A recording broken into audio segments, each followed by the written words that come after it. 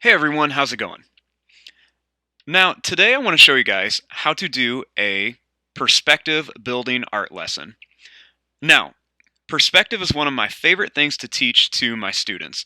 Now, this lesson is definitely something that is geared more towards the older grades, such as like 4th grade, 5th grade, maybe even 3rd grade.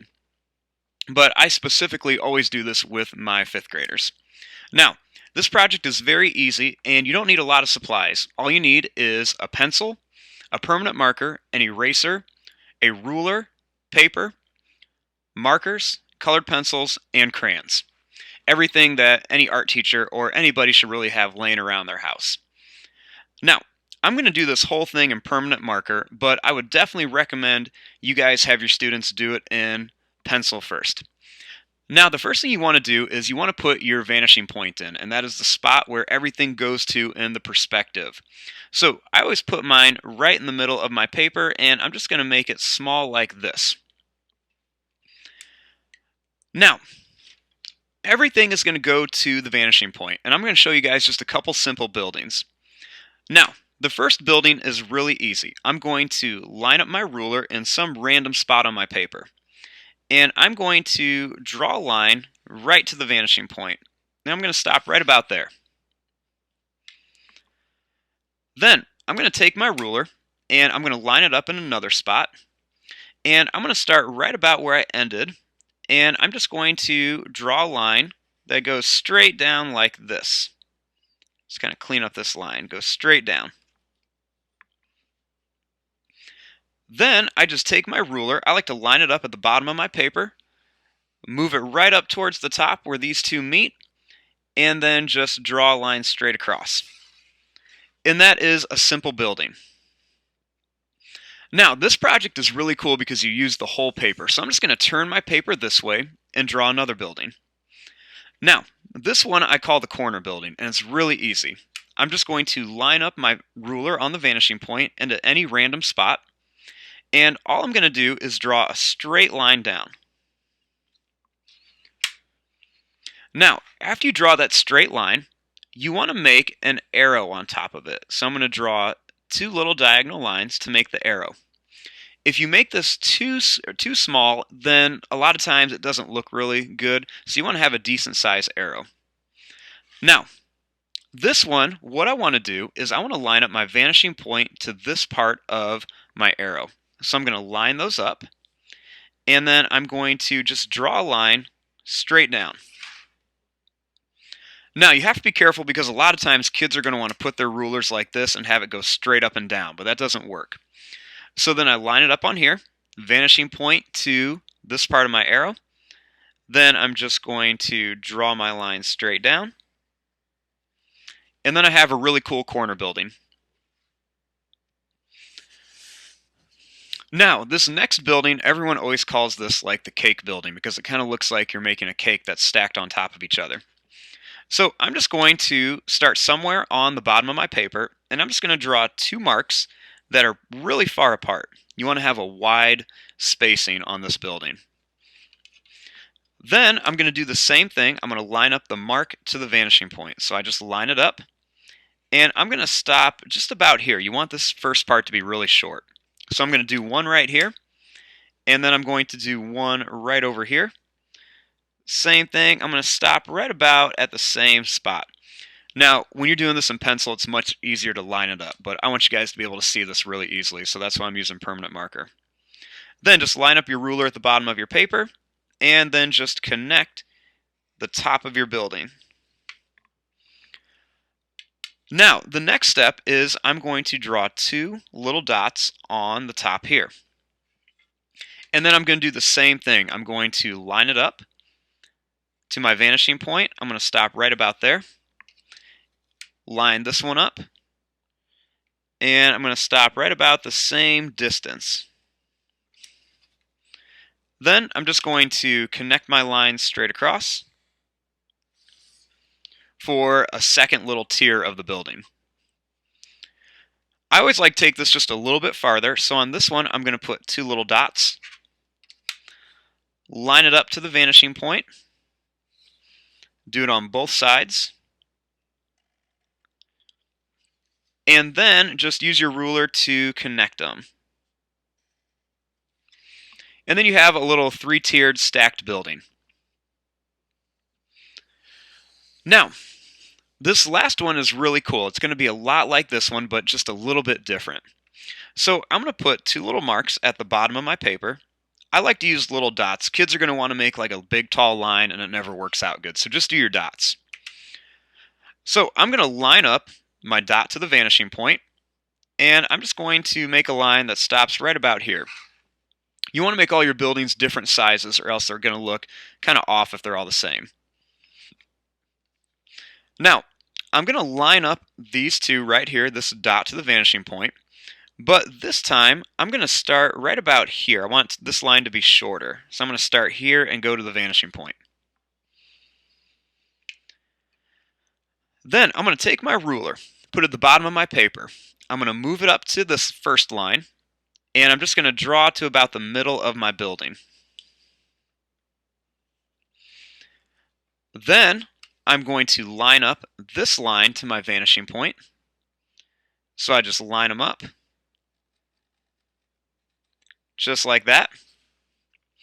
And then just draw a nice little straight line across. And there are 4 really easy different buildings that you guys can do. Those are really simple and everything, and it's just really easy for kids to do.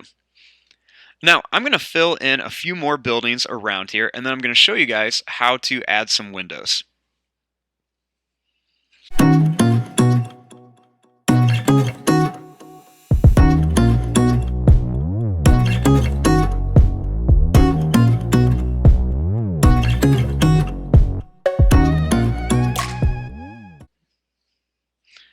Okay, so there is my little skyscraper, from kind of like an ant's point of view, like they're looking straight up at it. Now, what we want to do next is we want to add some different windows in here and some details. So I'm going to show you guys a couple different techniques that you can do. Now, let's start with this building right here. Now, this one is really easy to do. So all I'm going to do is at the bottom here, I'm going to make 3 little marks that are fairly evenly split apart. I'm going to line each of those up to the vanishing point, and I'm going to stop when I get to the top of my building. So just line them up and go right to the top. And there you go. That's really simple, really easy like that, something you can do. You can always go and you can take your ruler, and depending on how big your ruler is, line it up there and then draw the line straight across. Put another one right here. And then the windows are going to be smaller as they get up. It's kind of hard to do with the ruler. So I just like to take the ruler and draw one that's like halfway across, just to help make it look a little bit more realistic. Now, on a building like this one's really easy too. All I'm going to do is put 2 little marks on here. And then I'm just going to line them up to the vanishing point, and I'll stop right about there. And then I'll do the same thing up here, go a little bit higher. Then I will just connect the lines.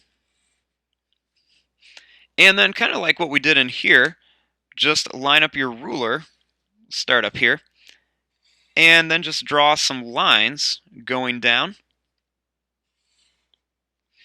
just for some detail. Now, these corner buildings, they are really easy to do too. Now, it doesn't work so good with a big ruler like this. It works better with a skinnier one, but what you want to do is you want to line up your ruler at the top of this building. So I'm just going to line it up, and then I'm going to draw a line from the middle to the end. Then I'm just going to line it up on that line that I just drew, and I'm going to put one more right there. Then I'm going to do the same thing here. Now, they don't always line up, so you want to line up with the top of your building and then move your ruler so that it's touching this. And then you just want to draw right down to here. And then I'll do the same thing, just kind of line this up, move it to here, and then draw down. Then I'm just going to put a line at the halfway point of this one, just to put a little bit more detail in here.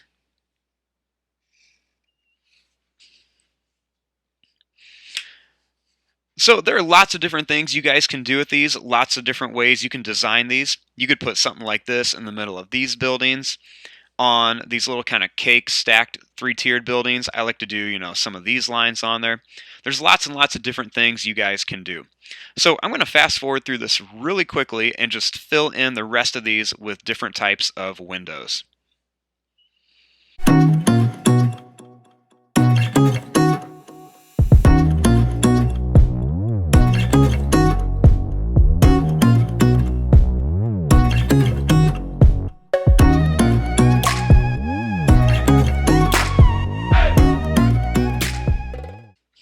And there you go. There is your skyscraper building perspective. Now, this is a great project to kind of let the kids have some fun with and just kind of go crazy with the windows. Make sure they're not just putting crazy lines, and always make sure they're using their rulers. But it's really neat just to see some of the different things they can come up with. Now, what you can do next is you can add lots of little details on here. You can put little bumps on here at the top with, little lines on there for antennas. You can put little domes on top. There's lots of different things you guys can do just to kind of add some details on here, and the kids will have a lot of fun with it. Lots of times I get like satellite dishes and all sorts of things at the top of all these different buildings. Now, the next step is we want to color this thing, and the coloring part is very easy.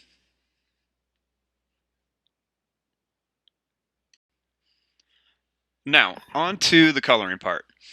Now, when coloring these, there are lots of different ways you guys can do this.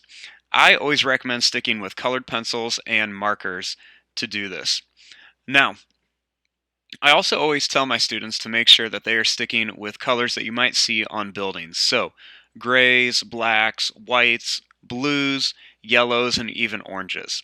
So I'm going to show you guys a couple different ways that you can color these. Now, we have some of these buildings that have a checkerboard pattern on them. So you can always color in a checkerboard style with a colored pencil. So I'm just going to take my blue colored pencil and I'm going to color in a checkerboard pattern. So I just always skip one, and then when I get to the next one, I just do the opposite pattern. So I'm going to do this in here.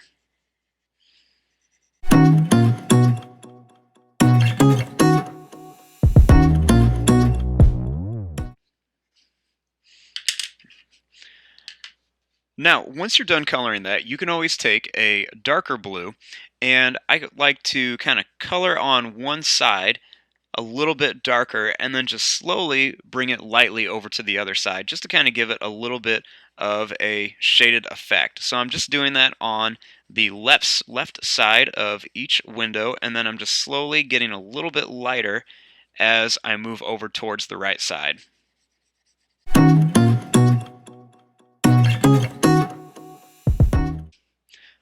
Now, that's one way of coloring in some windows. You can also take like a light blue, and I might make some little lines on these windows, just diagonal lines and different patterns, just to kind of give it a little bit look of some reflections and everything. Now, you can also use markers to color in your windows, and you can just kind of take like a yellow marker, and you can always color in some of these windows yellow too. So I can take a yellow marker and then just color in this whole section yellow.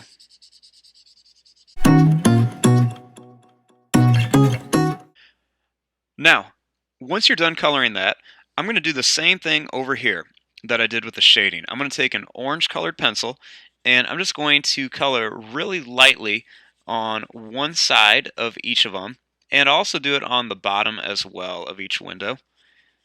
And by doing this, it just kind of gives it a little bit more of a shadow effect to it, and just makes it look a little bit more interesting.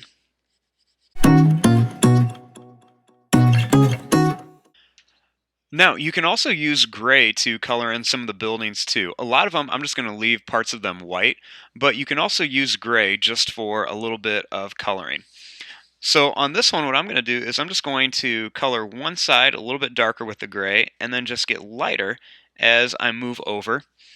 And this just kind of helps give it another little shadow effect. So I'm just coloring dark on one side and then just slowly getting lighter as I move over. And this just kind of helps create some shadows and give it a little bit more realistic look to it. And these are simple techniques that your students can easily do.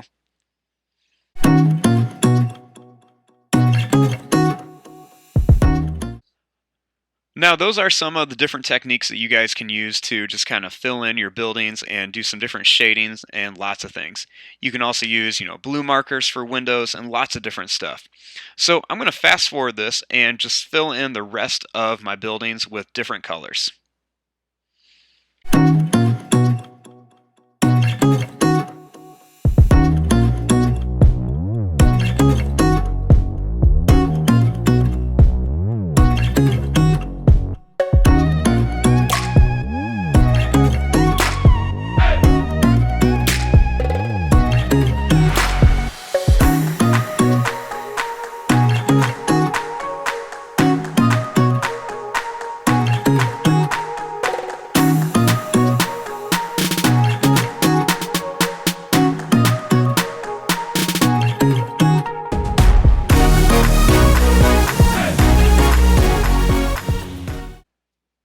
Now, once you are done with your buildings, then the final step is to color in the sky. Now, when coloring in the sky, I always have my students use a crayon. Now, there's lots of different ways you can do this. You can paint this, you can use oil pastels, but honestly, I think the crayon works really well, and it's less messy and just simple to use. So I have my students choose just one color they want, and as light as they can, you just want to start coloring in the sky. And as you color, you start leaving big patches of white for clouds.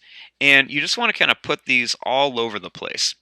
So when you color these in, you just want to kind of start leaving big spotches of white all over. You can have them behind the buildings, in front, all over.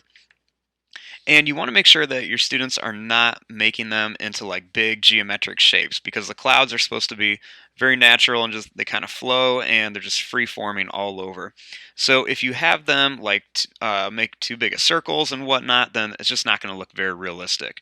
So you want to make sure that they're coloring in one direction when doing this, and just kind of put these all over the place. You can have them towards the edge of the paper, in the middle of the paper, wherever. So you just want to fill in all of the clouds all around here.